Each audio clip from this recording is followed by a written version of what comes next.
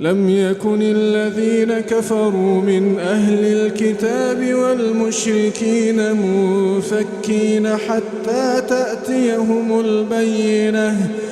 رسول من الله يتلو صحفا مطهرة فيها كتب قيمة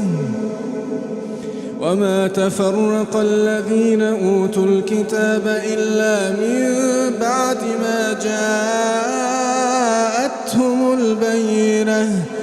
وما أمروا إلا ليعبدوا الله مخلصين له الدين حنفاء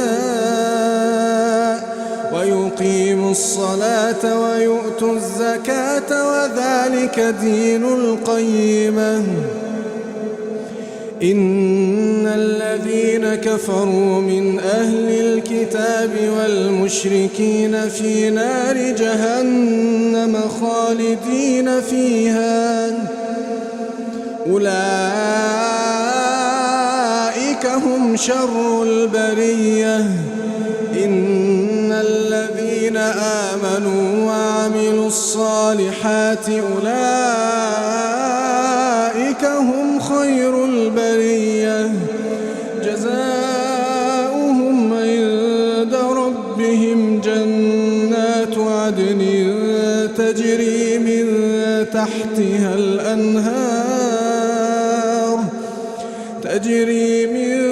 تحتها الأنهار خالدين فيها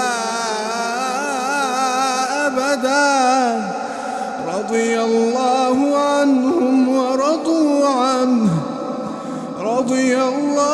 عنهم ورضوا عنه ذلك لمن خشي ربه